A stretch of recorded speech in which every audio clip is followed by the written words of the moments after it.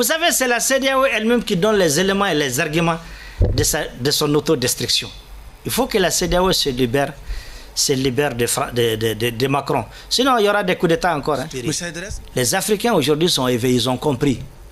Ils ont compris. Et je crois que s'il y a une personne qui a intérêt à changer de fusil d'épaule, c'est la France elle-même. Sinon, elle va quitter la carte des grands. Hein. Et elle était grande.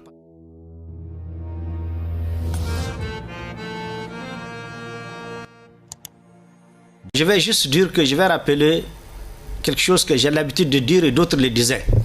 Dans cette affaire de crise malienne, de libération du Mali, de l'Afrique, du Burkina et de tout le reste, j'ai toujours dit qu'il y a la main de Dieu là-dedans. Oui.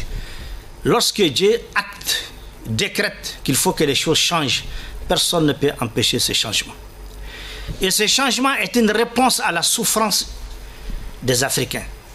Personne ne peut nier que les Africains ont souffert pendant des décennies. Après la colonisation, ils ont vécu encore pire, même en croyant être indépendants. La deuxième chose, ils n'ont pas bénéficié du potentiel de richesse que Dieu leur a donné. Il a été volé, dilapidé et ils sont restés toujours dans la misère. Et maintenant, on leur invente une guerre, le terrorisme, pour les exterminer et les détruire et les tuer. Là, je crois que Dieu a répondu. Dieu a répondu pour que le changement soit global et qu'il vienne d'en haut. Ce n'est pas seulement en Afrique. La position de l'Occident va changer.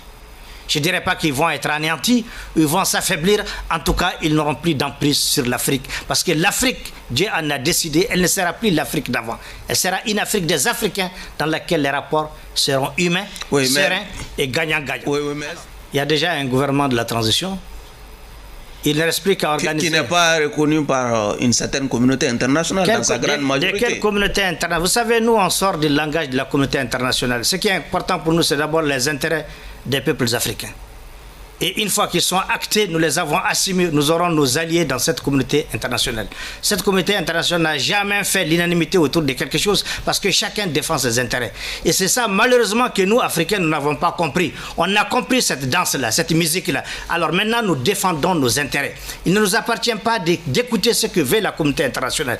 Il nous appartient d'abord de savoir ce que nous voulons, ce que nous pouvons et de l'assumer par nous-mêmes. Mais c'est ce que nous faisons. Sauf que cette communauté internationale détient les clés de nos finances, de l'économie aussi. C'est malheureux parce que là, nous avons été pour ça. Parce que lorsque les chefs d'État qui avaient décidé de créer la CEDEAO, je ne peux pas dire qu'ils étaient tous de mauvaise foi. Mais je sais que certains, en créant la CEDEAO, c'était dans un souci de mutualiser nos efforts, d'être complémentaires pour alléger un peu le poids économique sur nos populations. Mais malheureusement, au fil des ans, sans le savoir pour certains et d'autres le savent parce qu'ils étaient en mission, ces instruments CEDEAO, IMOA qu'on a créés nous-mêmes pour nous aider sont devenus pour nous un problème. On a signé et malheureusement on ne les maîtrise pas. Ils sont devenus des caisses de résonance qui réfléchissent et qui décident au nom des intérêts de la France et des alliés de la France. Malheureusement, c'est ce qui nous a mis en retard. Et maintenant, je crois que ça c'est compris. Partout où vous écoutez les panafricains, qu'ils soient même sénégalais, qui sont aussi les plus durs contre les panafricains, quand vous écoutez les cadres sénégalais, des anciens ministres, vous allez comprendre que les Africains ont compris que la CEDEAO n'est plus une CEDEAO des peuples. C'est une CEDEAO, c'est un syndicat des chefs d'État. Et plus grave, le Parlement de la CEDEAO est complètement déconnecté par rapport aux décisions des chefs d'État. Et c'est ce qui est en train de les révolter et de les écœurer en ce moment. Justement, la CEDEAO l'a dit, le premier objectif de l'initiative d'intervenir militairement, c'est de libérer le président Bazoum déjà. Comment est-ce que vous êtes un peu indifférent aussi pour le sort de Bazoum?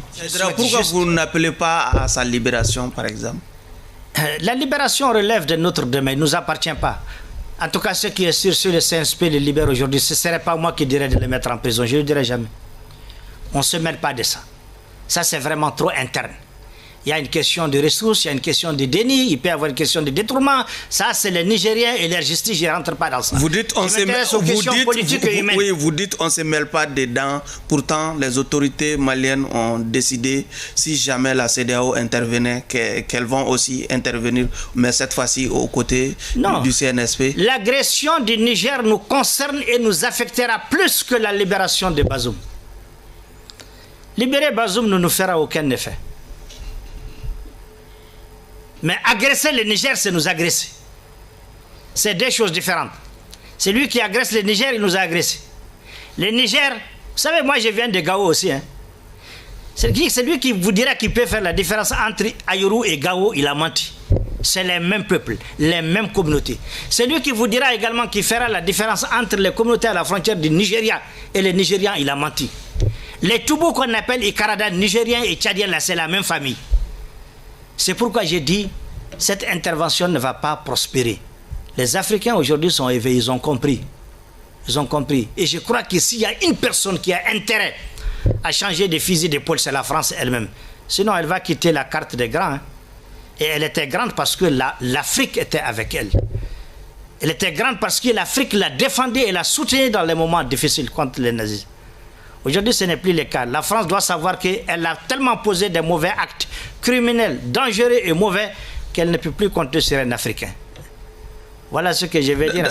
Dans les sièges de cette décision du Mali d'intervenir aux côtés du Niger, la France vient de décider de cesser la délivrance du visa français aux ressortissants maliens. Mais elle se fera plus de mal.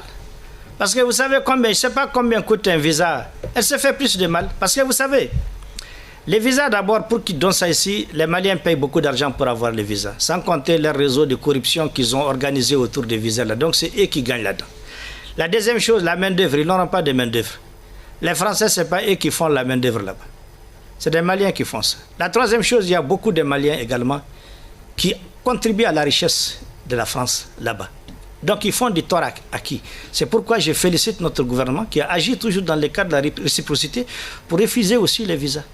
Et j'en profite, si cela est vrai, de féliciter également les autorités nigériennes qui, quand elles ont appris que c'est la France qui dit qu'elle soutient leur ambassadeur à Niger là-bas, ils l'ont remplacé.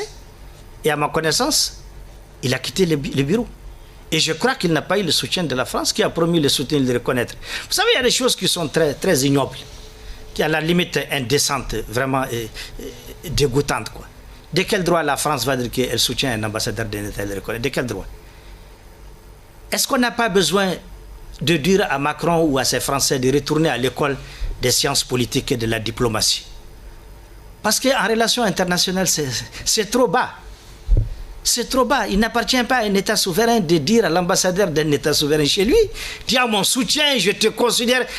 Ça, c'est des démarches qui sont faites au préalable pour accepter quelqu'un. Aujourd'hui, elles sont retirées à la personne. Sauf qu'elle est quand même issue d'un gouvernement qui est aujourd'hui en difficulté, dont le départ n'est pas encore définitivement acté. Vous savez, le schéma, je reviens toujours, le schéma de la Libye ne peut pas prospérer ici.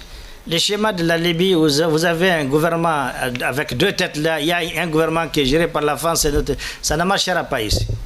Et j'ai pris Dieu que les Libyens en prennent conscience. Le gouvernement Bazoum a participé au dernier sommet extraordinaire de la CEDEAO, par exemple. Est-ce que la France n'est pas en train de suivre un peu cette logique? Mais c'est dommage quand elle se comporte de cette façon, parce que c'est ridicule. C'est ridicule. Et c'est une humiliation pour la CEDEAO. C'est une humiliation pour la CEDEAO que d'accepter Hassoumi à un sommet au nom du Niger qu'il ne contrôle pas, qu'il ne maîtrise pas et qui est totalement entre les mains des Nigériens et leur armée. C'est ridicule. Vous savez, c'est la CEDEAO elle-même qui donne les éléments et les arguments de son autodestruction. Il faut que la CEDEAO se libère de Macron. Sinon, il y aura des coups d'État encore. Hein. Mais est-ce que vous n'êtes pas un peu dur dans votre analyse, par exemple, quant à la prise de position des États-Unis ou même de la France, par exemple? On a vu cette tribune publiée par Bazoum dans le Washington Post Time où il appelle pratiquement à l'aide de ces grandes puissances aussi. Mais c'est normal, c'est légitime s'il le fait, c'est normal. Mais ce n'est pas correct. Ce n'est pas correctement correct. Ce n'est pas le premier coup d'État qui a eu lieu au Niger. Il y en a eu des coups d'État où Bazoum lui-même a applaudi et félicité et accepté. Et aujourd'hui, les Nigériens ont toutes les raisons de faire un coup d'État. Ils sont en train de perdre le Niger. Sur le plan sécuritaire, économiquement et développement, ils l'ont perdu depuis très longtemps. Quand les médias français sortent dire que le Niger en pleine évolution, en pleine croissance, de quelle évolution, de quelle croissance ils vont parler? Le Niger est en train de s'enfoncer tous les jours dans la misère et dans les trous. Maintenant, ils sont en train d'instrumentaliser, de créer des problèmes ethniques. Il faut qu'ils comprennent que les Touaregs qui sont au Niger sont les mêmes qui sont au Mali. Il n'y aura pas de rébellion contre le Niger. Pas plus qu'il n'y aura pas de rébellion contre le Mali. Il faut qu'ils comprennent que ces complots-là, cette façon de semer les désordres dans cet espace qu'ils avaient voulu créer au CRS, là, c'est fini aujourd'hui. Nous, on a tous compris que le mal de l'Afrique, c'est la France et ses alliés. Et je profite pour dire aux États-Unis de sortir de ça, de chercher leurs rapports, leurs relations et leur coopération avec les Africains, indépendamment de la France. Ils sont les bienvenus, et à la France aussi de réfléchir, échanger des fusils d'épaule si elle veut être considérée par les Africains peut-être dans 10 ans. Parce que même si elle change, ce n'est pas demain qu'elle va avoir la confiance, ni après-demain. Mais si elle décide de changer aujourd'hui, sa façon de regarder l'Afrique, peut-être dans 10 ans, on pourra faire de bonnes choses ensemble. M. Aïdara, nous sommes malheureusement au terme de cet entretien. Merci d'être venu. C'est moi qui vous remercie et je salue tous les spectateurs et que Dieu facilite tout pour nos pays, pour tous nos États et que Dieu apporte la paix aux Maliens, aux Nigériens, aux Burkinabés et à l'Afrique et que Dieu préserve nos nations et nos populations.